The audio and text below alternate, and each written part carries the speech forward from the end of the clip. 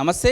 Assign భూములకు సంబంధించి మాకు పట్టాలు ఇవ్వాలంటూ ఈరోజు రౌండ్ టేబుల్ సమావేశం పెట్టుకోవడం జరిగింది. మనతో పాటు గాలి వినోద్ గారు ఉన్నారు. సో మాట్లాడడం. నమస్తే సార్. ఇప్పుడు ఈ అసైన్డ్ భూములకు పట్టాలు ఇవ్వాలని మీరు అంటున్నారు, అది సాధ్యమయ్యే పనే అంటారా?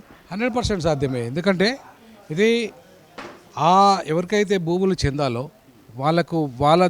వాళ్ళకే చెందాలి ఈ భూములు. యాక్చువల్లీ యాజమాన్య హక్కులు వాళ్ళకే ఉండాలి. ఇవాళ ఏమైందంటే సాదా బైనామాల పేర్ల మీద, తెల్లకాయతల పేర్ల మీద అది ట్రాన్స్ఫర్ అయిపోయింది, అది చెల్లదు. తర్వాత కొంతమంది ప్రలోభాలు పెట్టి దీన్ని అన్యాక్రాంతం చేసుకున్నారు, అది చెల్లదు. తర్వాత మూడవది ల్యాండ్ పూలింగ్ పేరు మీద ప్రభుత్వమే కబ్జా చేసింది, యాక్చువల్గా అది కూడా చెల్లదు. కానీ ఏంటంటే ఇవాళ అనివార్యంగా ఆ డెవలప్మెంట్ పేరు మీద అక్కడ కబ్జా చేసేసి కొంత భూమి ఏమో ఆ డెవలప్మెంట్కి సంబంధించి వన్య ప్రాణాలకు వాటికి ఇట్లా కొంత కేటాయించి మిగతా అంతా కూడా వాళ్ళు కార్పొరేట్ రంగాలకు అమ్ముకున్నారు. సో ప్రభుత్వం ఒక రకంగా రియల్ ఎస్టేట్ వ్యాపారం స్టార్ట్ చేసింది, గత ప్రభుత్వం కూడా. ప్రస్తుత ప్రభుత్వం కూడా ఆ రకంగానే కొనసాగిస్తున్నది. మేమేమంటున్నామంటే వాళ్ళకి యాజమాన్య హక్కులు కల్పిస్తే వాళ్ళు ఆ భూమిని డెవలప్ చేస్తారా? ఇప్పుడు ఒకప్పుడు మామూలుగా ఉన్న భూమి ఇలా ఒక్కొక్క ఎకరానికి హైదరాబాద్ చుట్టుపక్కల ప్రాంతంలో కోట్ల రూపాయలు పలుకుతుంది. మరి వీళ్ళకు అది కనుక అమ్ముకునే హక్కు కనుక ఉంటే ఖచ్చితంగా వాళ్ళు కోటీశ్వర్లు అవుతారు. మీరు అమ్ముకునే హక్కు ఇస్తలేరు, దాన్ని దున్నుకునే హక్కు ఇస్తలేరు, దాన్ని అన్యాక్రాంతం చేసుకున్నారు, మీకు బ్లాక్ లిస్ట్లో పెట్టిన కొంత ల్యాండ్. అట్లాగే ఇవాళ మీరు అన్ని విషయంలో జ్యుడిషియల్ కమిషన్లు వేస్తున్నారు కదా, అవతకతలు జరిగినాయి కదా. 24,45,000 ఎకరాల భూమి అన్యాక్రాంతమైంది కదా. మరి అన్యాక్రాంతమైన జ్యుడిషియల్ ఎంక్వైరీ జరగాలి కదా. జ్యుడిషియల్ ఎంక్వైరీ జరగాలి. వాళ్ళకి అసలు ఎవరెవరు ఎంత భూమి కబ్జా చేశారు, అన్యాక్రాంతమైంది, ప్రభుత్వం ఎంత ల్యాండ్ పూలింగ్ పేరు మీద తీసుకున్నది, ఇంకా యజమాని ఎవరైతే ఇప్పటికే 5 లక్షల ఎకరాల భూములు ఇంకా కొంతమందికి ఆన్లైన్లో అసలు రాలేదు వాళ్ళకి. మరి వాళ్ళకి ఆన్లైన్ చేస్తే కనీసం 5 లక్షల ఎకరాల భూములన్నా మిగులుతాయి కదా చివరికి. అది కూడా చేయలేదు.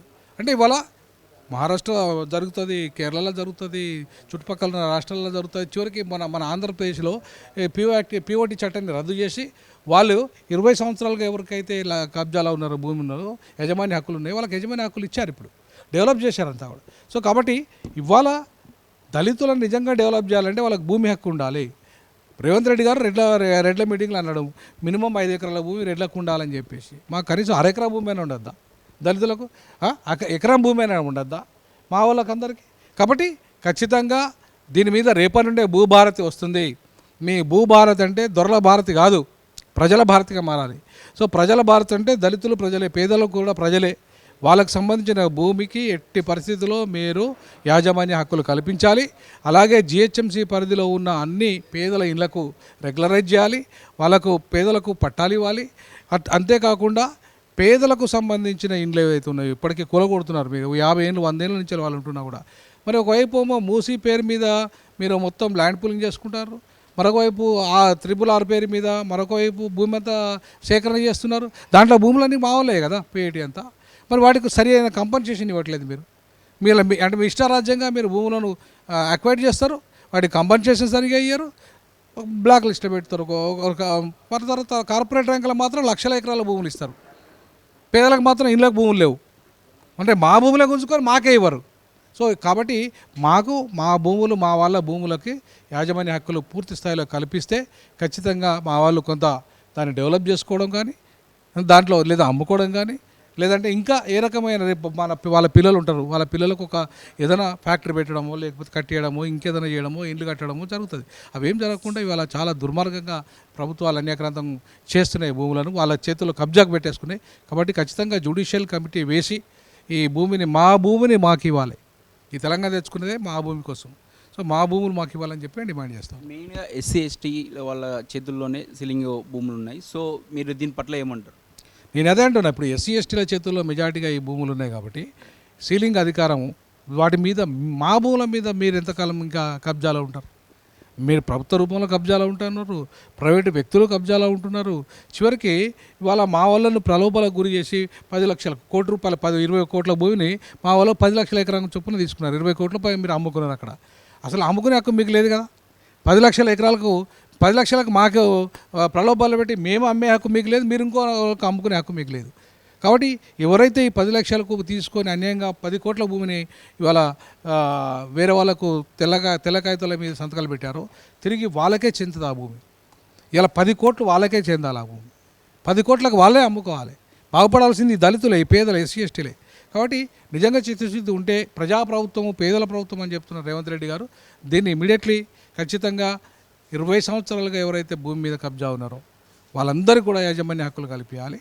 అలాగే ఆన్లైన్లో 5 లక్షల ఎకరాల భూములు ఇప్పటికీ కూడా ఆన్లైన్లో చేయలేదు, వాళ్ళకి ఆన్లైన్ చేయాలి. అలాగే జిహెచ్ఎంసీ పరిధిలో ఉన్న మొత్తం పేదల భూములన్నిటికీ పేదల ఇళ్ళకి అన్నిటికీ రెగ్యులరైజ్ చేయాలి.